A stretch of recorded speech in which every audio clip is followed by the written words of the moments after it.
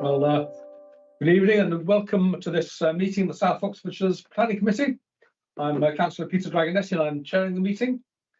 We're holding this meeting in our office in Abbey House, and voting members are here in person as required, but officers and public speakers are able to join remotely if they wish. And the meeting is being streamed live on the Council's YouTube channel for public viewing. 3 procedural matters. In the event that a voting member has not heard all the speakers and debate, the member must inform the chair, and when this is the case, they cannot propose a motion, participate in the debate, or vote on the application. Anyone who's joining remotely, when you're not speaking, please ensure your microphone is muted and your camera is off. And when you share a presentation, please stop sharing as soon as it's not needed. Public speakers must only have their cameras on and be unmuted when addressing the committee or answering questions. If councillors want to ask a question or participate in the debate, please raise your hand. Some housekeeping announcements: the evacuation procedure. In the event of an emergency, evacuate the building through the nearest exit, which is in the corridor just there to the right. And please ensure everyone's got their mobile phones off and any other devices switched to silent. Members of the public who wish to leave the meeting after their application are welcome to do so. Please leave through the fire exit door that I previously pointed out. And when the meeting is ended, I will ask for confirmation the live stream has ended. And at that point, please leave the virtual meeting if you're joining remotely, or make your way out of the building, remembering to sign out as you leave and to switch your mobile phone back on, as I normally fail to do. Anyway. So we move on to our agenda. I've got any apologies for absence. Thank you, Chair. And substitute members. Apologies for absence were received from Councillors Axel MacDonald, David Brotherton, Ben Manning, who is substituted for Councillor Georgina Heritage, Sam James Laurie, and Tim Bearder. Okay, and I've received apologies that Councillor Sam Casey-Hay is going to be late. Anyway, are there next items? Are there any declarations of interest of the disclosable peculiar interests, unregisterable interests, or non-registerable interests, or any conflicts of interest in respective items on the agenda for this evening? I see none, so we can move on to urgent business if we have any. No urgent business. No urgent business. Excellent. Well, the next item on the agenda is public participation, which is be covered under each agenda item when members of the public who are registered to speak will be able to do so. So we move straight on to our agenda item 6, which is the mole in at Tooter Baldon. The demolition of existing building, the erection of a replacement building to provide B&B accommodation to be used in connection with the adjacent public house. And we're first here the our officer, who is Good evening. Thank you, Chair. This application is before members this evening as the views of the Parish Council differs from your officer's recommendation that planning permission should be granted. The application seeks to demolish an existing agricultural building and replace it with a slightly larger building with a similar appearance. The building will comprise 12 bed and breakfast rooms. The B&B will be connected to the existing business at the Mole Inn. Policies within the local plan and neighbourhood plan seek to support local established businesses and the wider district's tourist economy. In this respect, the proposal accords with those wider objectives. The site is adjacent to both the Tooter Baldon Conservation Area and the listed building at the Mole Inn. The heritage. Sorry to interrupt, I've just got a suggestion. Sorry, Chair. I can see that Councillor Casey-Renee Yes. is just about to arrive. Given this is in her board, Yes. and given that I'm sure she'll want to partake, could I trouble you to start from the beginning? Sorry, as we're so close to. Yes. Oh, thank you so much. Check that. Lorraine.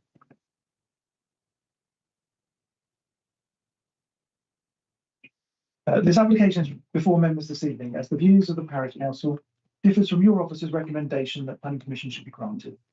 The application seeks to demolish an existing agricultural building and replace it with a slightly larger building with a similar appearance. The building will comprise 12 bed and breakfast rooms. The B&B will be connected to the existing business at the Mole Inn. Policies within the local plan and the neighbourhood plan seek to support local established businesses and the wider district's tourist economy. In this respect, the proposal accords with those wider objectives. The site is adjacent to both the Toote Bolton Conservation Area and the listed building at the Mole Inn. Your heritage officer has considered the application, which has resulted in the removal of a dormer window from the scheme. In this amended form, even though the building is 1.4 metres higher than the one it replaces, this increase is not considered to create a harmful impact to the setting of the listed building, conservation area, or the greenbelt. Parish Council and local residents have expressed concern about the impact of the development on parking requirements and the potential of causing parking on the public highway, harm to highway safety. In addition, there is also concern about the impact on drainage. I can confirm that the Council's specialist officers in relation to drainage have considered the impact of the development and do not object. The Highway Authority have considered the parking implications of the new B&B and its impact in conjunction with the existing parking requirements of the Mole Inn.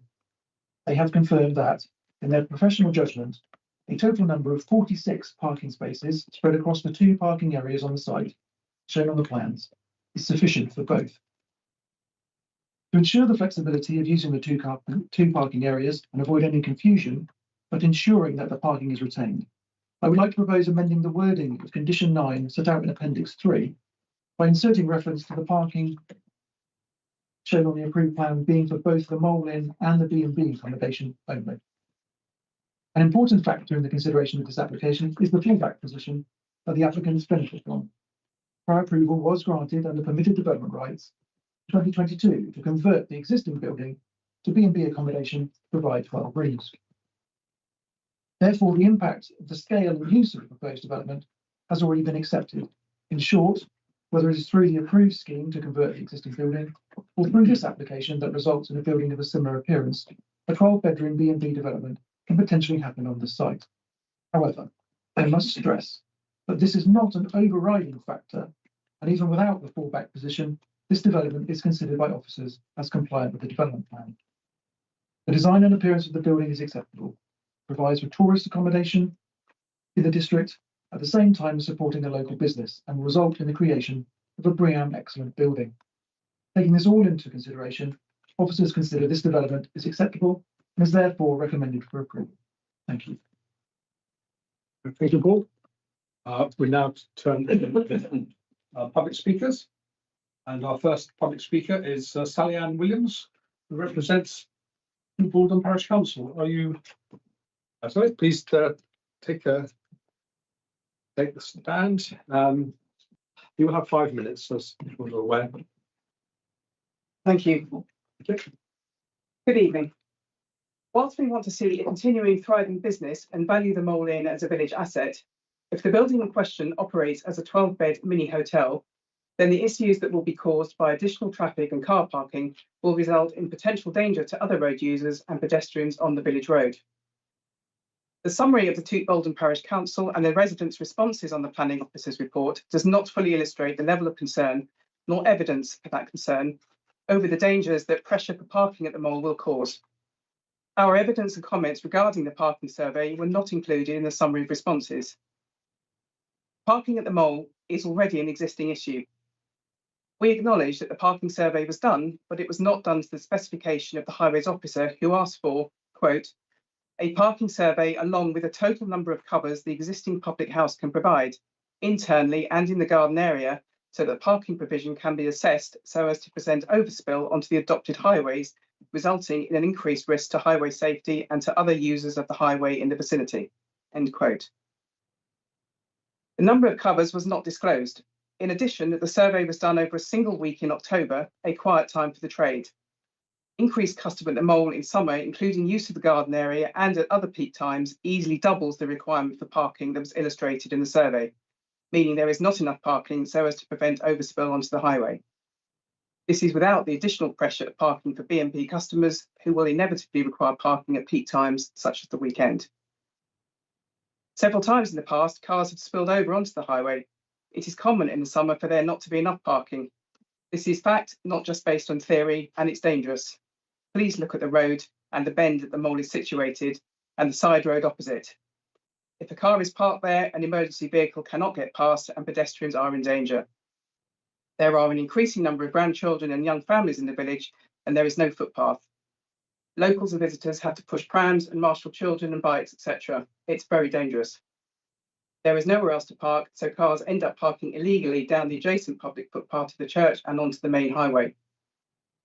The planning officer states that the fact that there is an existing permission for change of use is a material consideration, but this does not mean that the current application should be approved. In fact, if this application is refused and the change of use permission is used for development, the same issues apply. However, we do not believe that development can go ahead under that change of use. The condition placed on that permission clearly illustrates that the parking areas indicated were accepted as to be constructed for sole use of the proposed B&B.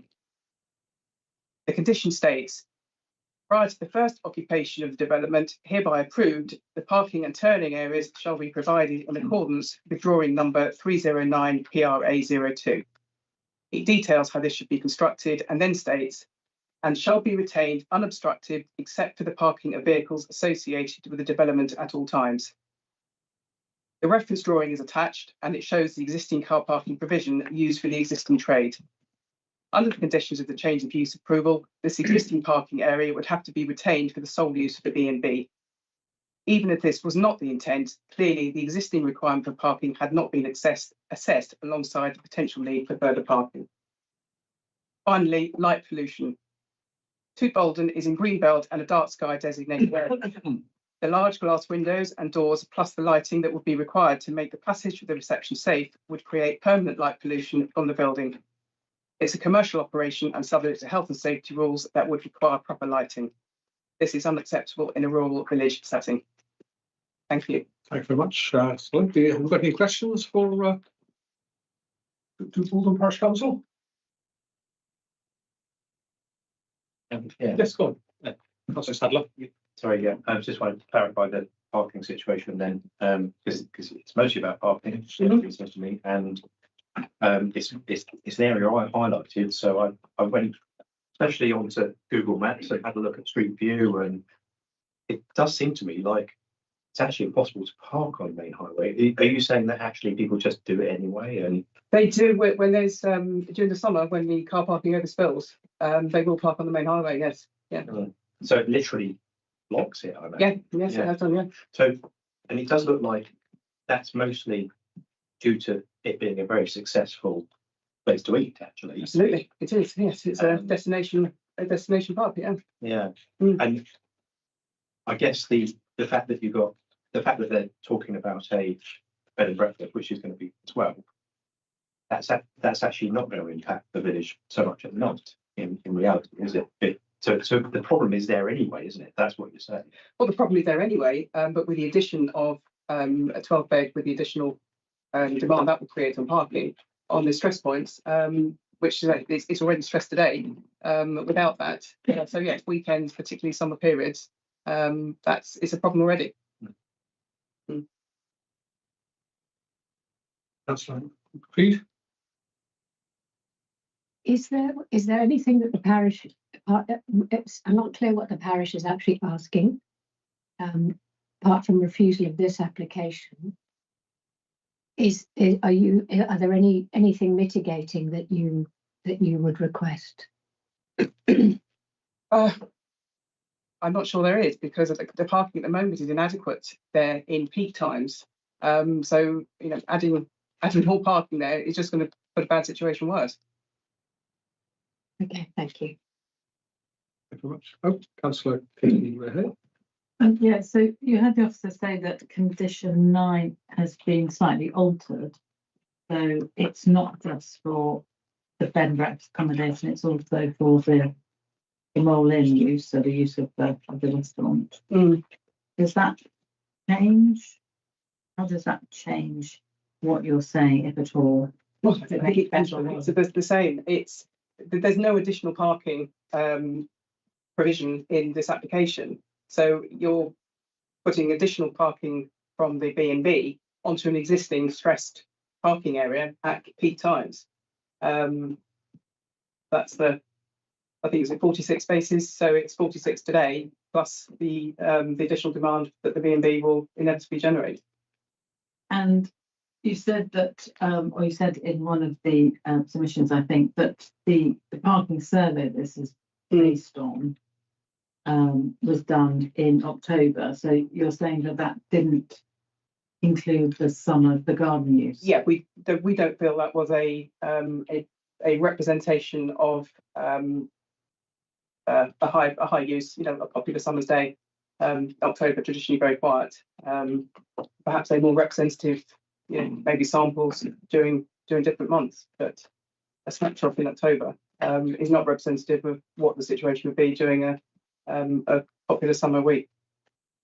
Okay, so just getting this clear. So if the applicant could provide extra parking and some conditions around lighting, you wouldn't in principle be against this? No, I don't think so, because, you know, we want to support local business and the mall. It's an important part of the village, but it is this parking problem that the residents have raised a concern about. Thanks very much. I see no further questions, so thank you very much. Thank you. Our next speaker is Phil Collins, who's here virtually. I am. Thank you, Mr. Chairman. Thank you for allowing me the opportunity to speak. Thank you. As you've already said, my name's Phil Collins. I'm a local resident in Two Bolden, and I live in a property that's immediately adjacent to the mole, and I actually overlook their rear car park. Now, I'm sure this evening others will represent more broadly some of the strong objections that the village as a whole feels about the development, specifically its size, the light pollution and the sewage issues that the development will create. However, for the purposes of this evening, I want to focus my comments specifically on the car parking and traffic management, in some ways in support of what I've just heard from Mrs. Williams.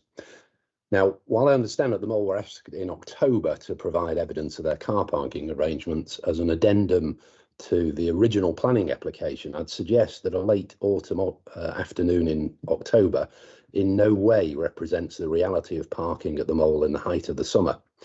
The pub is a renowned venue with a lovely garden in the summer, and this setting rightly attracts a large drive-up trade that takes advantage of its situation and the pleasant environment that the pub provides. However, there are well in excess of 40 additional covers or seats in the garden, and on a nice summer evening when all of the internal covers are also taken, the establishment is full, very full.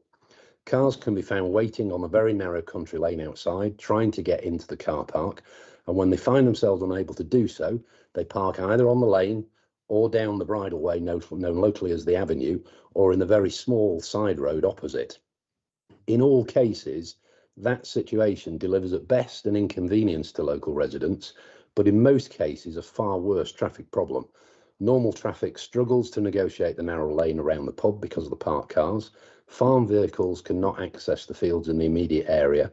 In some cases, residents have been unable to get to or from their own residences, and walkers on the public brideway have to weave between parked cars. At its worst, and the occasions of overspill in the summer are frequent, it presents a real danger to the well-being of people. Emergency vehicles will be unable to access parts of the village, and as there are no footpaths through the village, both elderly residents and parents with children are forced to walk in the middle of the road to avoid the cars parked on the verges.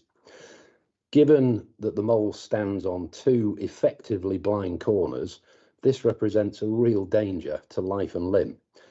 Clearly, given how stretched the current parking is from this normal summer trade, the addition of a 12-bedroomed hotel with the associated additional traffic from both guests and ancillary services is going to hugely exacerbate the situation. I'd strongly urge that the planning committee visit the site to understand the very real and genuine concerns being expressed by local residents. I'm sure that having done so, they'll recognise the very extensive issues that exist here and reach a sensible conclusion that this development is just not practical given the additional traffic and parking issues that it's going to create.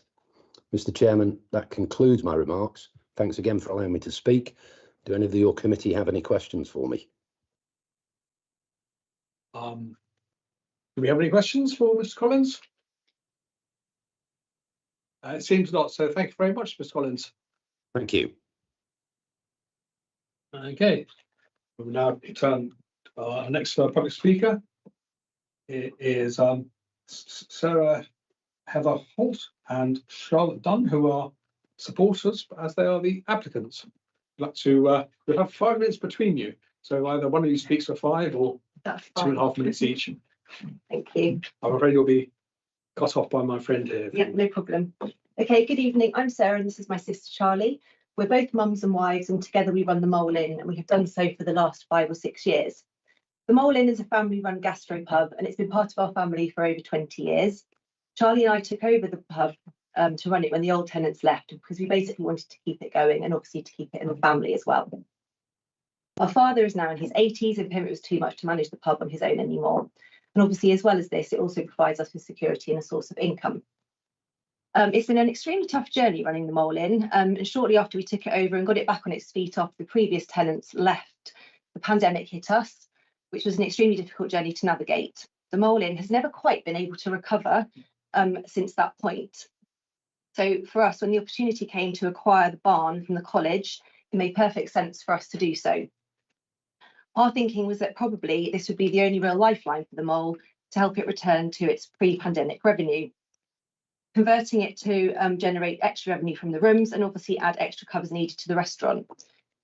This isn't written down on my thing, but just to add a bit, there's obviously a very different feeling from the parish to actually what the reality of the business really is. And I would love to be able to say that the car park is full all the time, but in reality, it's probably about 1/3 of what it was pre-pandemic. And I'd say the only time I've actually seen it full is when we've had the odd funeral there.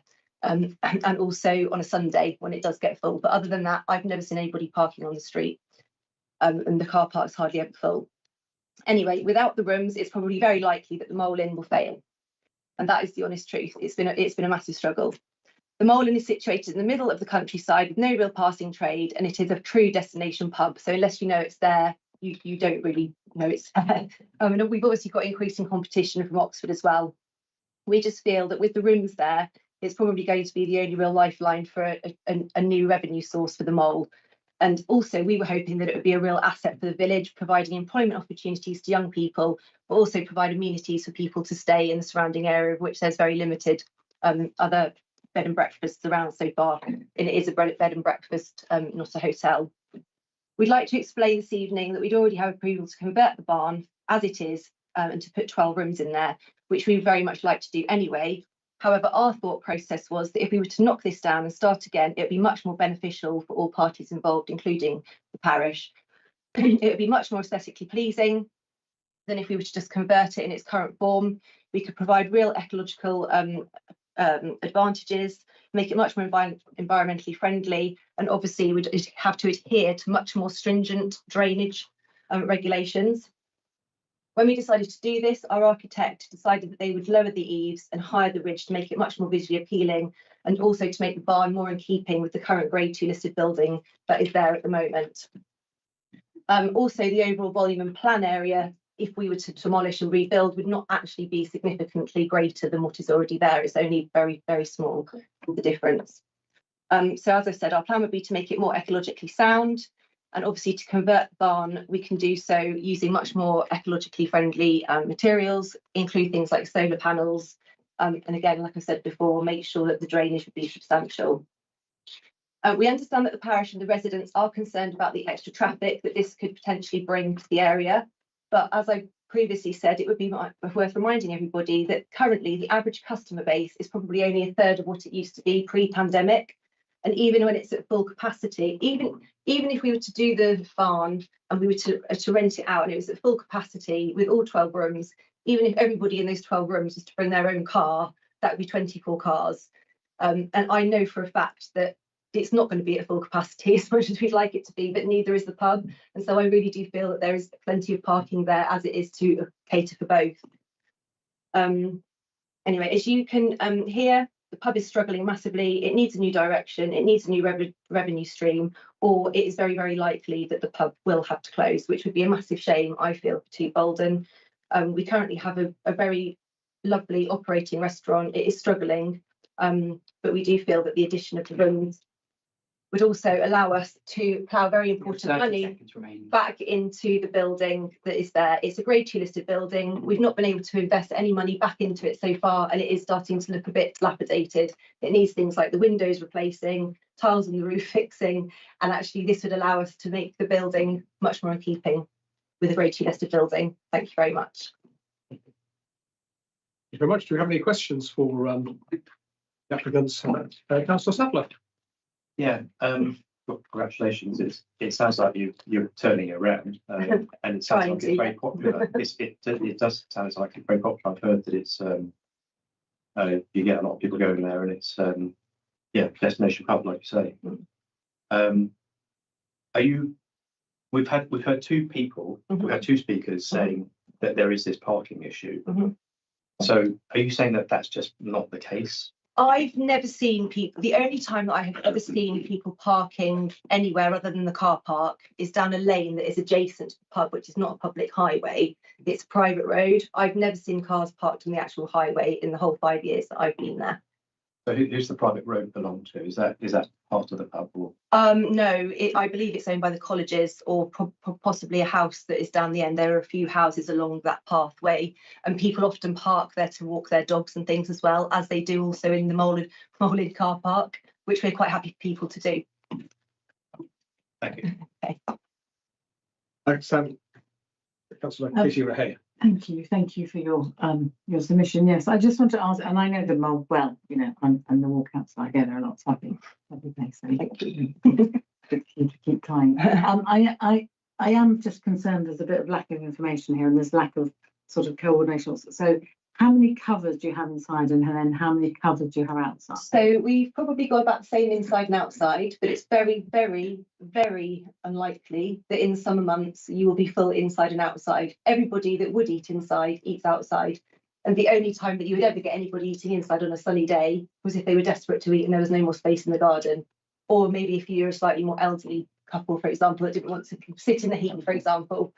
But if it's a sunny day, everybody that was booked on a table inside, and that's all we ever do, because we have a booking system and we only ever book the tables inside to guarantee people can eat outside, and then they basically just move out.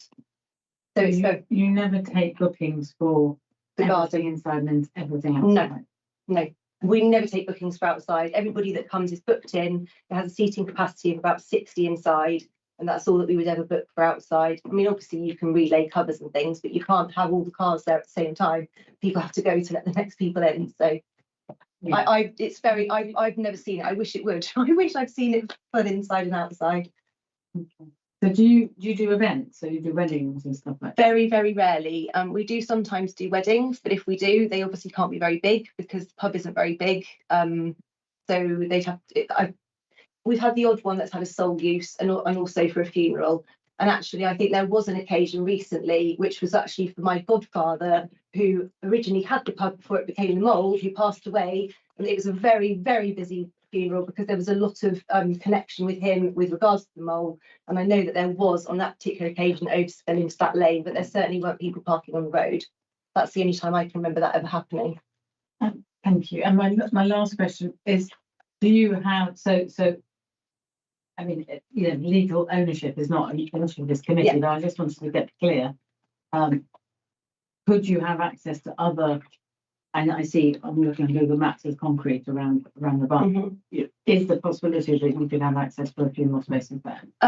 We would really like to, wouldn't we? But unfortunately, all of the land around the Mole is owned by the Oxford College, the universities. And I believe at the moment they wouldn't be willing to offer any more land. But that is farmers that uses that other track. Yeah, and that stops there. So. But originally the Mole Inn car park was half the size it is now. It's doubled since it opened because our father was able to purchase another piece of land and make it bigger. And obviously, if that was an opportunity, we would consider that.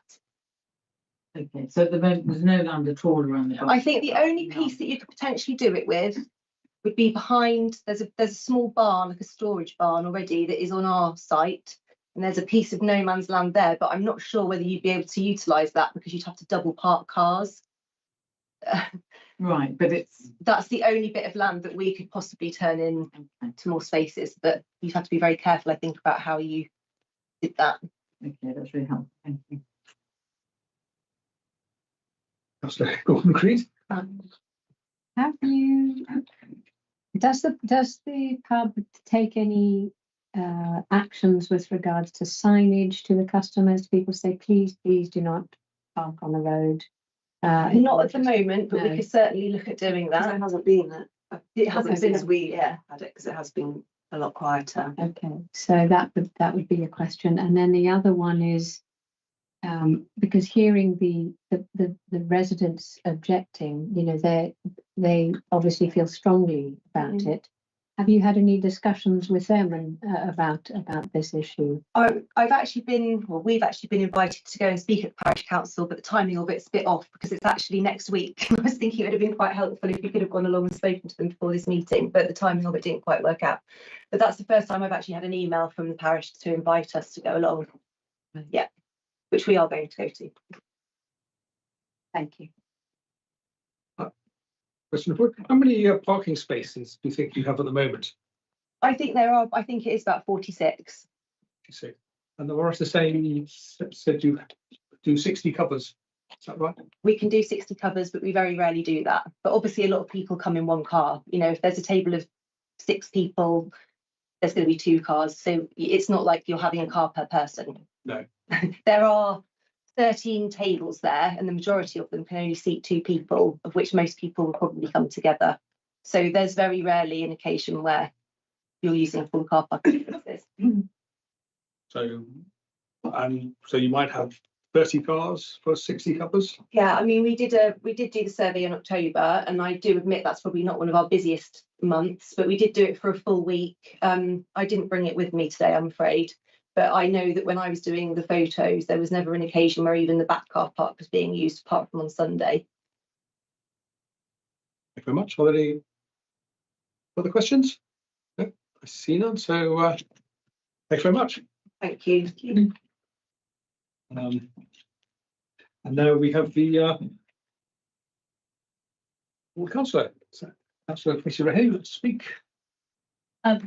Yes, I will do, because I would like to propose that we have a visit to appreciate, I think, how tricky the highway access is around here. And I don't think you can quite see it on, I'm looking on Google Maps, and I'm not sure you can quite see how blind those bends are. And I know not all of you will know to Baldon. Obviously, I know it quite well. I've been to the mole quite often. And I have to say, I've been there mostly in the summer, and I haven't been probably last summer. So it was quite busy. The car parking is quite busy, and sometimes you have to go there and fiddle around and think, where should I park? So if there was any overspill, like the applicant said, the obvious place is that private footpath that actually goes down to the church. So if you look, I don't know if you've got Google Maps, but if you could look, it'd be really, really helpful, I think. There's a church right down the bottom, Branch Church, and there's a couple of houses there only, and that's a private lane. It's also only one vehicle wide, that pathway. It's not really big access. So I think I would like to say to the committee, maybe you should consider a visit, because I'm not sure you can appreciate how tricky that area is, and possibly discuss whether you think those 46 spaces are adequate, and whether the hazard, you know, the balance is whether the hazard to the highways would be, you know, the sort of the cost and benefit of that would be an issue. I think it might be better to hear questions for the officer first before we consider a motion to review.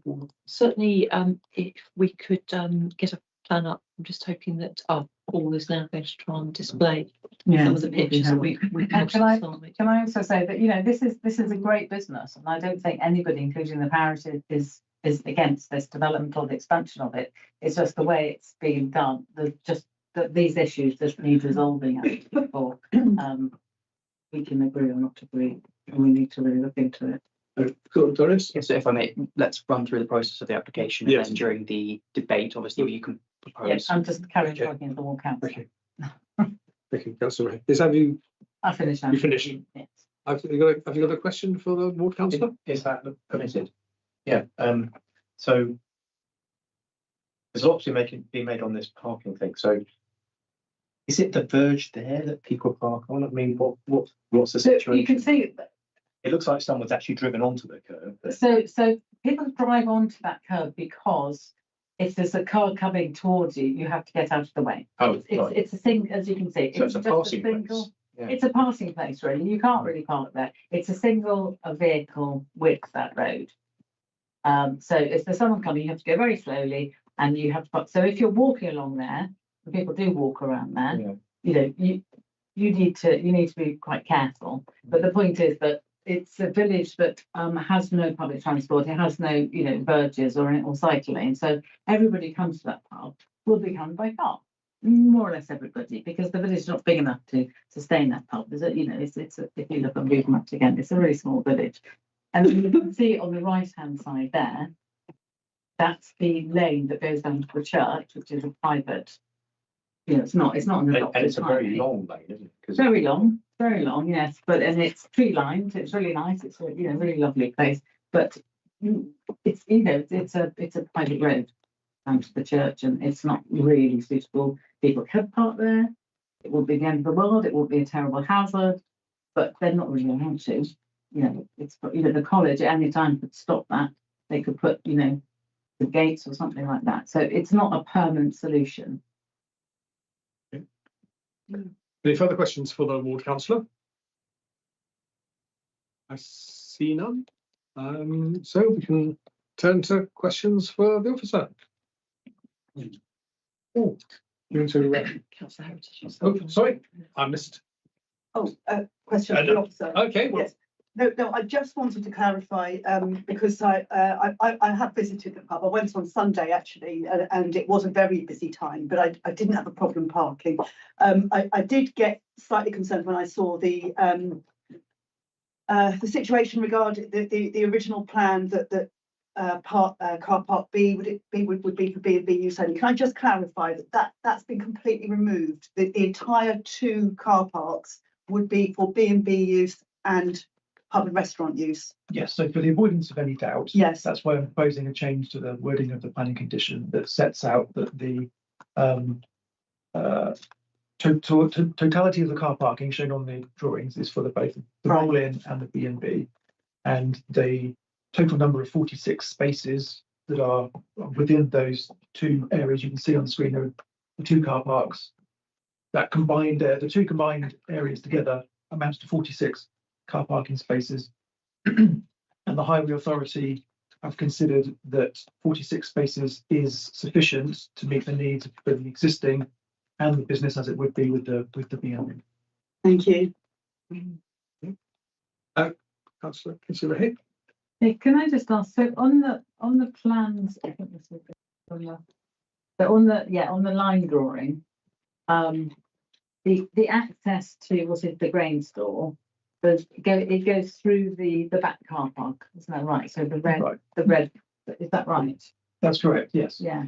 So does that mean that what is now car parking spaces, this is where you go into the grain park, is no, so you'd lose a car parking space there because you'd have to have access even if it's just pedestrian access. That's,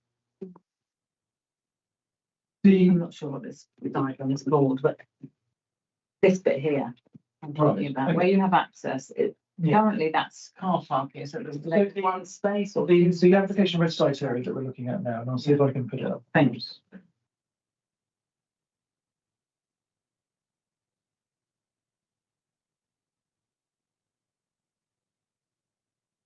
Is this one. So you can see an area in red and you can see an area in blue. And the planning application site area is what is shown in red, and the blue is the ownership, the rest of the ownership of the applicant. Now, we say to everyone who submits an application, your red site area needs to link to the public highway. So I wouldn't read too much into the strip of land that goes through the car park. It's just connecting the building to the highway. The available space for car parking is within the applicant's ownership, and that's within that blue that extended living area that incorporates both car parks. Okay. So we're not losing 4 to 2 or 1. It's 4 to 6 spaces. As far as I'm aware, we're not losing any spaces. Thank Councillor Gordon Creed. Sorry, I just wondered, is it a possibility to defer partly for a site visit, but also to do a further survey assessment in peak time or not? Is that a possibility? Sorry, for what? A survey in peak time in summer, when things are, is that? No. Chair, I'm afraid I mean, in terms of offering advice, I don't think that would be a reasonable deferral. I Okay. think a business is entitled to a sort of timely decision. I think we've all acknowledged that we know that October wouldn't be a peak month. Yeah. And we've heard that there are predicted pressure points, summertime, Sundays. But I don't think it would be reasonable for you to ask for a further survey. Councillor Sadler, a question? Yes, so, Paul, so is there anything that can be done on highways can highways take ownership of the issue on the highway itself? Because to me, it doesn't feel like it's really their problem that customers will come along and park on the highway and cause a nuisance to the parish. I mean, sort of restrictions, controlled parking, that sort of thing. Is that consultation? From the Highway Authority's perspective, they have considered it and have concluded they don't object because there is sufficient car parking. So there isn't, from their perspective, they don't have a justification to require anything additional from the applicants. Yeah. We're also governed by physical space that's available on the highway, there are only so many places where one could reasonably park without obstructing it to the point where no one can pass. So from the Highway Authority's perspective, they haven't asked for anything additional. They're happy with what's been put to them. And so in my view, I don't believe there's anything we can do further to put any additional requirements of the applicant. But it's tricky because the parish are claiming that there's already a problem there on busy days, high days, holidays, whatever. And that's because the pub's very successful, and there's some debate about that. I get that, and it's but then there's so the parish have really got an issue with highways, haven't they, in a sense, because so just make sure you frame your question. Sorry. So the really question is whether something can be done on highways to prevent. I get that they sort of said that it's sufficient, it meets needs, and all that sort of stuff. But the parish is saying no, it doesn't. Already, it's not. That's not with the change. That's already it's like that. Well, it doesn't sound like a question to me. That's a statement, but okay. Let's we've heard what you said. Can I ask sort of advice? Yes. Question for advice. So what position is the committee in if we feel that the highest decision has been made on sort of information that's probably not quite full, or adequate? Bearing in mind that there's already permission for a 12-bed B&B, which I don't know what the discussion was about parking on that when that was given planning commission. But what can the committee do, if anything, in regards to? So we have the county council saying that after some additional information was submitted, they're satisfied that they don't have a problem with the applications currently presented. So in the event that committee decided that they don't accept the officer's recommendation, you will appreciate in an appeal scenario, the fact that OCC highways are not objecting, that would be raised. And that would be something that I would say would support the officer stance on the application rather than a potential reason for refusal. We've heard two different views. We've heard the neighbours and parish's view about concerns about overspill parking. We've heard the applicant's view that they haven't themselves witnessed that. We've seen in the photographs the narrowness of the lane, which in my opinion would to a certain extent be self-regulating, because clearly overspill parking would cause a local problem. And I sense that would be then be reported to the highway authority that congestion was causing a major issue in this part of the village. And I think that the fact that the highways officer has not objected tells us the story that they're not receiving regular complaints about the current situation. So in summary, my advice to you is I don't think on the basis of what we've got before us that we have got grounds to support a potential refusal based on pressure on the existing car park overspilling into the road, causing congestion and potentially leading to accidents in the area based on the current evidence before us. Thank you very much, Paul. I think that's very, very helpful. It is just remind everyone that there is an extant plan permission for 12 bed B&B, which would have the same parking implications as the application before us. Any other further questions for the officer? I see none. So I think then we are looking for a motion. Councillor Gordon Creed, you were the first. I propose that we go with officer recommendation on this one, with just the addendum that that whatever can be done to mitigate village overspill is done via signage, via conversation, via whatever it takes. And my Yeah, thank you very much. Recommend. Okay, second. With a seconder there, do you wish to speak now, or do you want to? I'll reserve. Thank you, Alex. Okay, well then, we'll throw it open for debate. Do you wish to speak? Please. I would just like to say that I think it's very important that we consider that there is extant permission for a 12-bed B&B anyway. Highways are happy, regardless of opinion. We have to take that into account. I can only judge by my own experience of visiting, which I appreciate wasn't in the summer, but it was Sunday lunchtime, and I didn't see any vehicles spilling into the street on that occasion. And I feel that we should be encouraging small business. Thank you very much. Anyone else wish to speak? So, Casey Rahay. Yes, I will speak. It is a really difficult one because it's a really, it's a lovely business, and it's really important to the village and to obviously the people who are running it. And while I understand they're saying that they're not very busy at the moment, the point is we want them to be busy.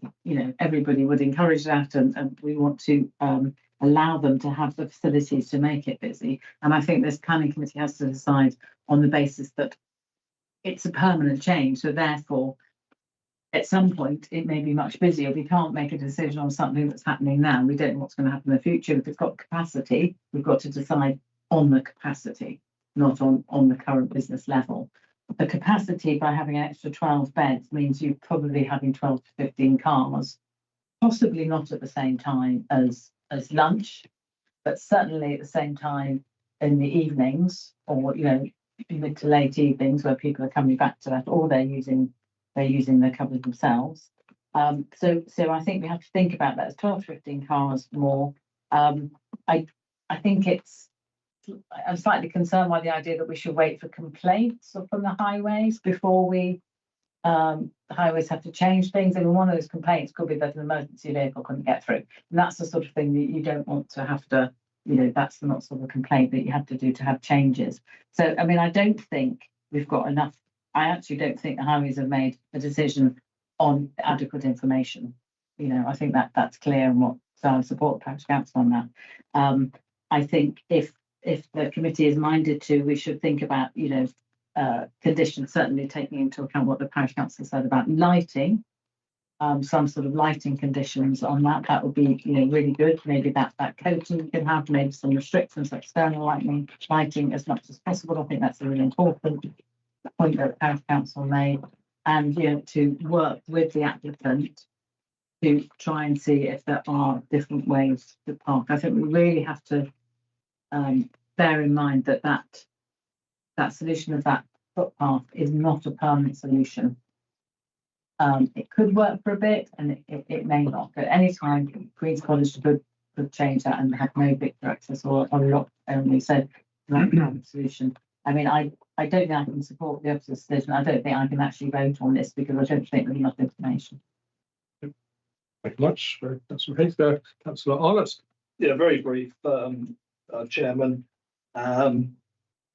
I think with the extent mission, we really haven't got anywhere to go anyway.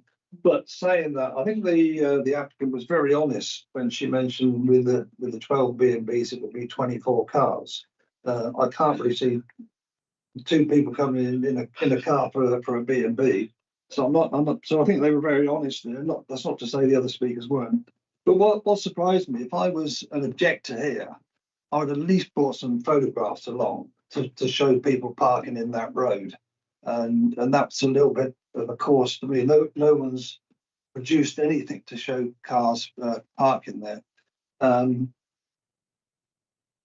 think we should support this. We've obviously had the application a couple of weeks ago, which we supported, then we had to refuse. And I think we all want to see these pubs continue. And I think if this was refused, there's only one way for it to go, and that's backwards. So I'm a supporter of this. That's all it. Anyone else wish to speak? Okay, Councillor Stanley, I'd like to say your seconding. So a lot of the points already made about the extent permission, large car park. It's regrettable that the parish are not in favour of this. I think the highways versus parish thing needs to be kind of evolved. I accept what Paula says about it being self-regulating, but I do feel that that's Paula's point of view. Paula's a very reasonable person. I imagine if she went there and went, oh, there's not really enough room to park there, she wouldn't park there. But we know that there can be differences depending on the individual, and I feel it might be prudent for highways to really revisit that. If the parish would. Well, we can't revisit. We've got the application in front of us. The application I think should go through. Okay. I think the parish's issue with the highways issue needs to be dealt with separately. That's what I was trying to say. Sorry, Peter. Fine. Okay. Okay, Councillor Gordon. Anyone else like to speak? I'll also ask Councillor Gordon Creed to sum up. Motion. Well, I think everything's been said. There is excellent planning permission already with all the same issues, so they could be going ahead anyway. The negative carbon impact of that, I think, would be considerable. They have an opportunity to build something that's better designed and more ecological. There's a lot of biodiversity net gain going on here, and it is supporting a local business back into a thriving situation. I take Councillors Sam Casey-Ray's point about capacity, and I suspect that if capacity gets to that point, they might be able to buy more land for parking. So whatever. I mean, that's what we would all wish. But I agree with Councillor Sadler that the issue to do with overspill and danger does need to be addressed with as much conversation and as much input as possible. Thank you very much. Thank you. In that case, then we'll go to a vote. All those in favour of the motion to approve this application, please raise. And Chair, just to clarify, that's with the amendment to condition 9 about the car parking, which the case was to talk through. So to clarify, I believe there was you also included some conditional external lighting. There was a request from the ward member to include what I would suggest then an 11th condition to say that any additional lighting has to have the council's approval, so that effectively no additional lighting can be added to the site without our ability to review that lighting and its suitability. I don't know quickly. And also, I feel there's concern about they have sort of French doors, and that would allow more overspill outside. So it could be a condition on the type of glass printing that they could use I'm afraid I think, given the extant consent that exists, my own view would be that that would be an unduly onerous condition because there's no requirement to do that in connection with the scheme that they could already implement. But certainly when it comes to an external, any kind of additional lighting in the external areas, we can try and cover that by condition. And so that would be an 11th one to add to the list. Okay. Thank you very much, Paula. So we're all happy that you're happy with that. So close the motion and second that. Okay, we'll we need to go to a vote again, but we will for the sake of all of it. Okay. I think then that motion is carried, that the application is approved with that additional condition. Thank you very much. Okay, we'll move on to our next item on the agenda. It is application for erection of a single-story 2-bedroom detached bungalow in Wheatley.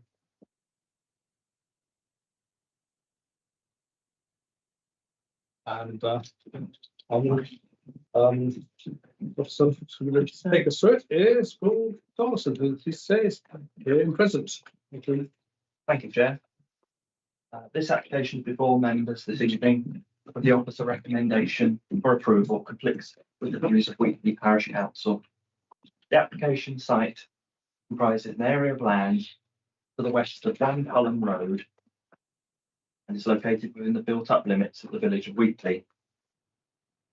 It was formerly a part of One Cullen Road, and a detached garage and vehicular access are present from that time. The site does not fall within any specially designated area. Planning permission is sought for the erection of a 2-bedroom detached bungalow. The principle of the development is acceptable as policy H1 of the South Oxfordshire local plan allows for residential development within the built-up areas of the towns and larger villages of the district. As detailed in the committee report, it is your officer's view that the design and appearance of the proposed bungalow would be in keeping with the area. It would employ a straightforward bungalow design, which would be set back within the plot, ensuring that it assimilates into the northern section of Cullen Road, which is made up of 4 pairs of semi-detached bungalows. Furthermore, the development would not, in my view, be harmful to the amenities of neighbouring properties, and it would provide for a level private amenity space in compliance with the Joint Design Guide. The proposed bungalow would use the existing vehicular access, and the development has been confirmed as being acceptable by the Highway Authority with respect to highway safety and the proposed off-street parking provision. It should be noted that whilst this section of land once formed part of One Cullen Road and provided it with off-street parking and garaging, it was split off from the property prior to the submission of this application.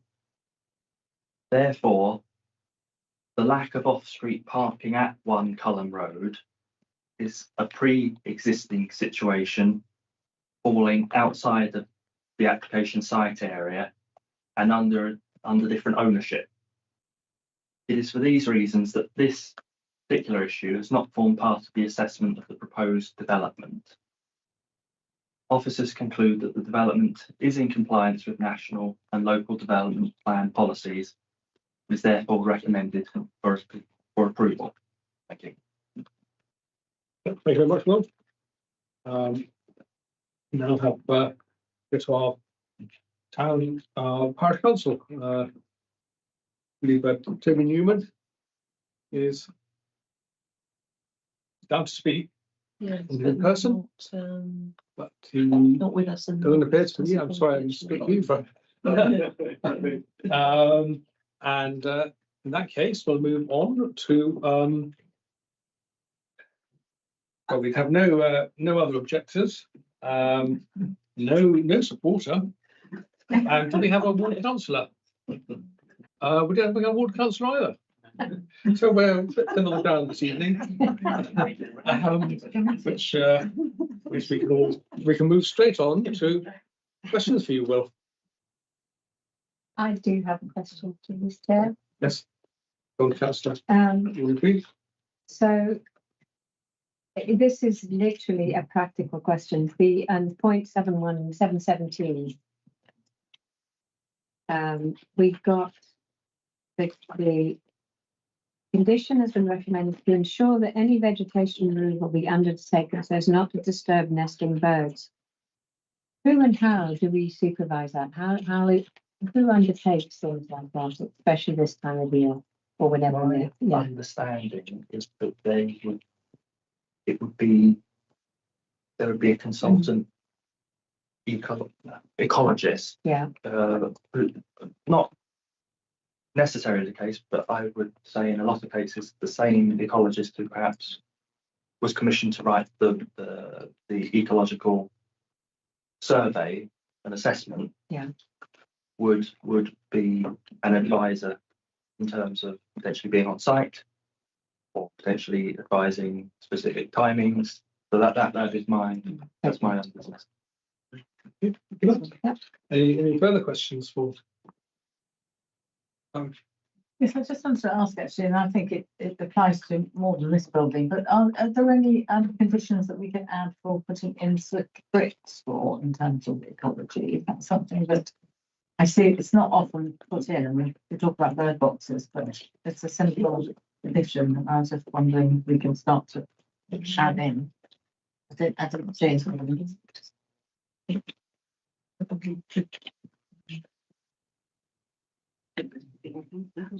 In my opinion, that wouldn't justify a condition, but it's something that we could encourage the applicant to do. And I'm thinking in terms of potentially under condition, would make reference to that would be something certainly that we would encourage. And certainly 9. Oh no, It also talks about it does talk about implementing the it's about diversity. I don't know if that's been yeah.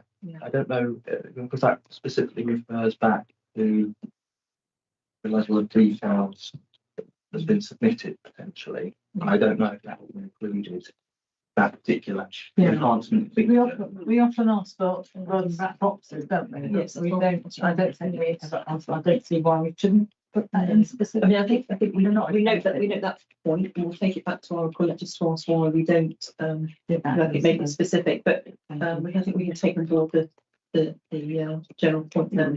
And so obviously condition 9 requires some measures anyway. So I think that's okay. Any further questions for Will? I see none. So we'll then look for a motion. Would you like to, that's a Heritage I will support the officer's recommendation. Okay. Yes, it's a recommendation, sorry. Okay, anyone would like to second that? Councillor Gordon Creed, would you like to speak now or would you just speak later? No. Okay, so open the floor to debate then. Councillor Arlett. Sorry. I'm just amazed this has come to committee, full stop. Okay, well, this is democracy in action.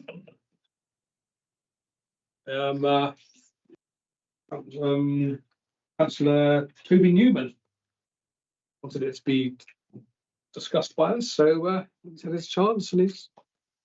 And Okay. We'll say we need council's objection. Okay, make it sound worse. Okay, well, we've had a motion. Any more debate? Is that a question? No, it wasn't a question. It was more a statement really regarding why I've reached the decision I have really. Okay, if there's no more debate, then we can, someone like to sum up? I think quite simply, the parish council who are not here this evening have not provided us with any sort of evidence regarding their objections. Again, as with the last item on the agenda, I visited the property, the estate, I drove around, taking into account the location. I couldn't I couldn't find an argument to support that the proposal doesn't reinforce local distinctiveness. I wanted to ask the parish council what local distinctiveness from this estate is it that you're looking to encourage and support here. And I think that would have been a relevant discussion had the parish council been here. I see absolutely no reason whatsoever to refuse this one. Okay, thank you very much. In that case, if we take a vote then, all those in favour of the proposal to officer's recommendation, in favour? Unanimous, right? Very good. Thank you very much. We now go to our last item on the agenda, which is in my pages. It's development of the new artificial pitches, non-turf cricket nets and fencing by Shiplake College, Shiplake, and we have representative here this evening. Oh, sorry. Sorry. Oh, Present the case. tell us all about it. Okay, thank you. Thank you, Chair. This application seeks planning permission for the creation of new playing fields to be used by Shiplake College. This application is deferred to the planning committee this evening as Shiplake Parish Council objects to the development contrary to officer's recommendation. Shiplake Parish Council objects to the application for the reasons identified within the report before you. This relates to impact on character, ecology, and visual harm. The application lies northeast of Shiplake College, behind Shiplake House Farm.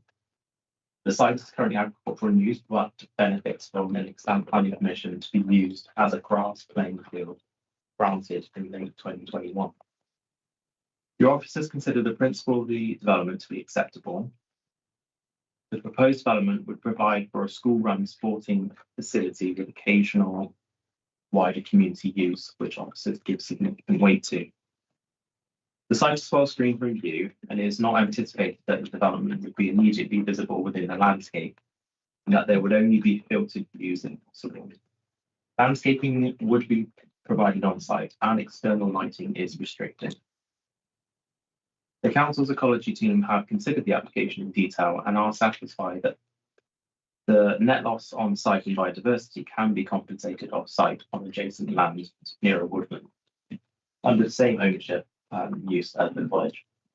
In this respect, officers are satisfied that the relevant ecology policies have been met. Officers are satisfied that the use of the land would not result in any adverse harm to the amenity of neighbours. It is important to acknowledge the extant planning permission in this respect.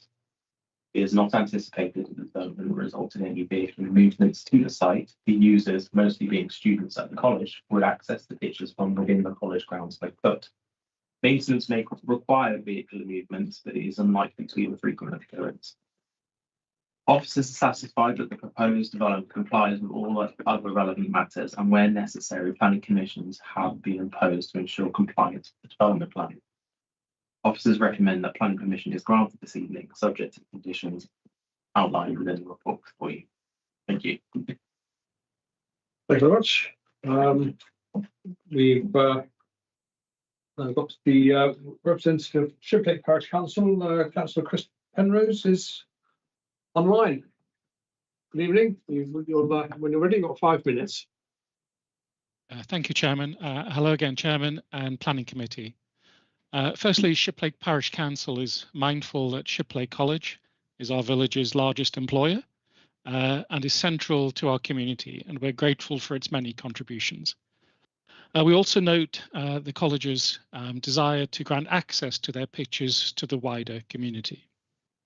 However, this application disappointed the Parish Council because it seeks to replace an approved application for grass pitches, an application which majored on its reversibility back to arable land in future, with this artificial one, which we understand would have great difficulty in future reversibility.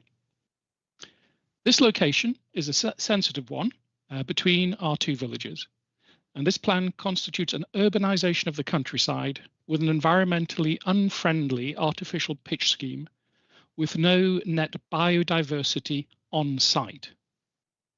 The location is an important part of the separation of the settlements of Shiplake and Lower Shiplake, and it relates to policies including SV9, value landscapes, and SV8, the separation of settlements in the Shiplake Made Neighbourhood Plan. Beyond this environmental and urbanisation objection, our chief opposition to the application are as follows. Firstly, the potential impact on our dark skies policy, contrary to SV12 of the Made Shiplake Neighbourhood Plan. We note that the applicant's design and access statement still states at point 5, floodlighting is considered essential and may be submitted in the future. If the committee is minded to go ahead with officer's recommendation, we would ask that a condition is made in stronger terms than is currently shown on condition 4 on page 51 of your document to prevent future floodlighting in this area, and that no preparations are made for future floodlighting.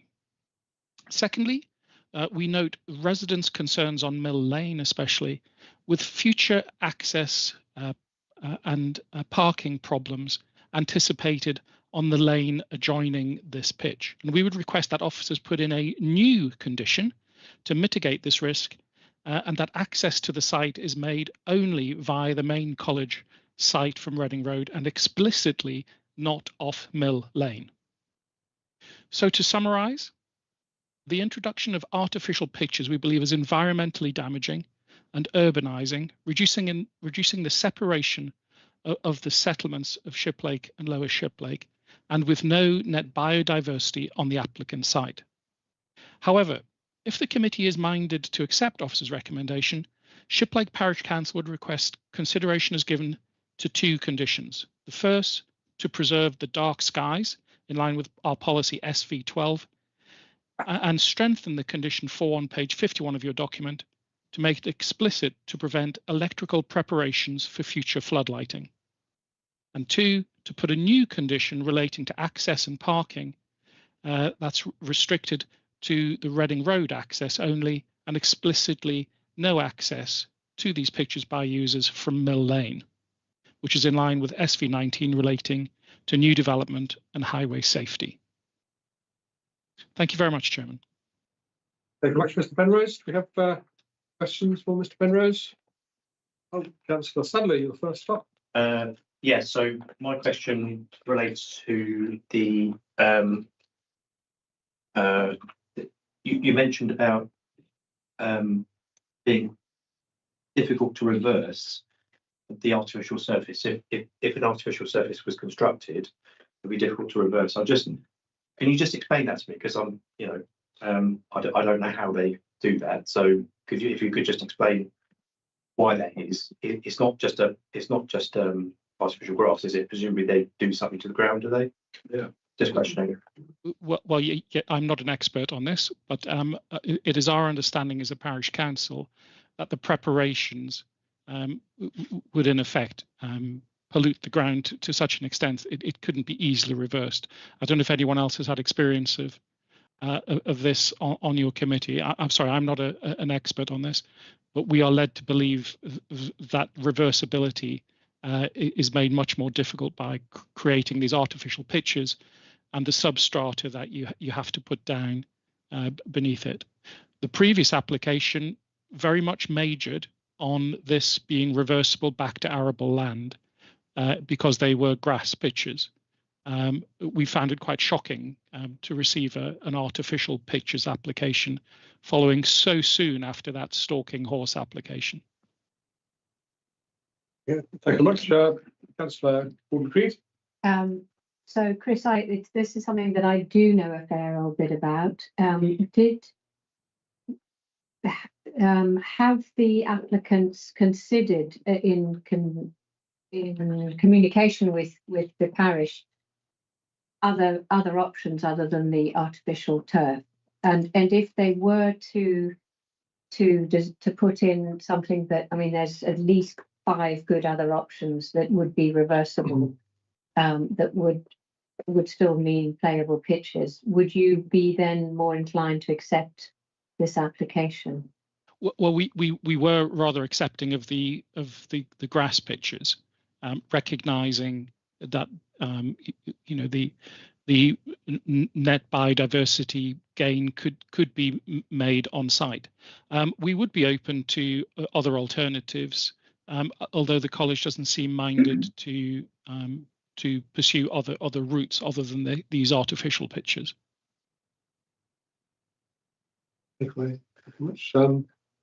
I've got a question for you.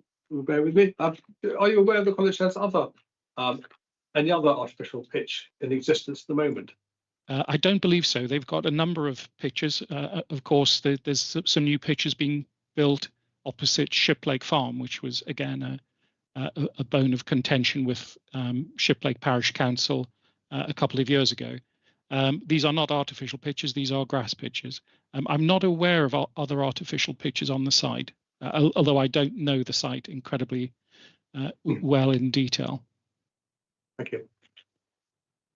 Any other questions for Penrose? No, I see none, so thank you very much.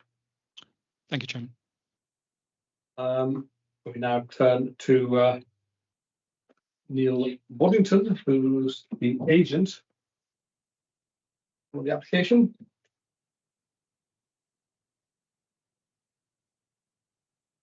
Good evening. Got 5 minutes. Yes, my name's Neil Waddington. I'm a planning consultant, artificial pitch specialist. I've done over 200 pitches countrywide, so I think I do know a little bit about them. So I'll very happily help you with any questions you might have in that respect. Basically, I just want to say, I'll pick on Mr. Penrose's comments later, which are slightly inflammatory, but we'll go past that. This is an application for sports facilities for Shiplake College. It is facilities they don't have. It is primarily for hockey. They currently take their boys and girls to play hockey to Reading, put them in a coach, drive them there, and drive them back. So it's an unsustainable approach, cost them a lot of money, renting pitches and coaches, and this will now be provided on site. So it's ticking a box that is currently not ticked. There is your council's sports strategy identifies a need for a new artificial pitch in the Henley area, this is considered the Henley area, and therefore we're ticking that box as well. The pitch will not be floodlit and will offer therefore limited community use for the local community to use, but we're optimistic that there will be times when it will be available and will be used. So it's a really good facility, and we're slightly disappointed that Shiplake had taken such an adverse effect to it. And let me just pick up on one or two of their comments. Floodlighting is not part of this application. If it were ever to be submitted, it would be the subject of another application which you would consider on its merits, and whatever condition you put on is fine by us, because I'm advised by the college that floodlighting will not happen. There's legal ramifications to that. Take that as it were. In terms of biodiversity net gain, the parish clearly haven't seen that we've submitted a comprehensive ecology statement with a very substantial biodiversity net gain on the site of the college. Not only on site, and there is a significant landscape plan that has been submitted and was submitted at the outset. So that's obviously been missed by the parish council, but we're also putting in a substantial new planting scheme all along the new grass rugby pitches, to which the parish council also objected, that will counter any biodiversity net loss as a result of the pitch. It's important to just point out that the grass pitches weren't a loss leader. We were going for grass pitches, and then the college took the opportunity to see the fact that they don't have a facility to offer their girls in particular, but their college students in terms of hockey. So there's nothing subversive about this. It's the way that the whole aspect of sports facilities and things like that comes forward. we're very happy to have a condition with regard to parking in Mill Lane. We've made it very clear to the officers that obviously the students will come from the college, and anybody using it from a community use will park in the college and will walk across in the same way the students do. The access to the pitches, I don't know if you've got a plan you can put up, Mark, will be in the bottom corner adjacent to the other school pitches. So if they parked in the lane and jumped the fences, which is what they'd have to do, they would then also have to walk all the way around the pitches. Keep the button on the screen. There we go. Yeah, so the access to the pitch would be here in this corner. So the school is down here and they would walk across here, and this one would be just here. So any people 30 seconds remaining would obviously be inconvenienced, as it were. So it makes sense to come. In respect of polluting the ground, there is no pollution. The artificial pitch acts as a big soak away effectively, improves any potential flooding and things like that. And it can be reversed, but there's no reason why the school would want to dig it up once they lay it down. Thank you. Thank you very much. Have Finished we in got the rough there. any questions for Councillor Heritage?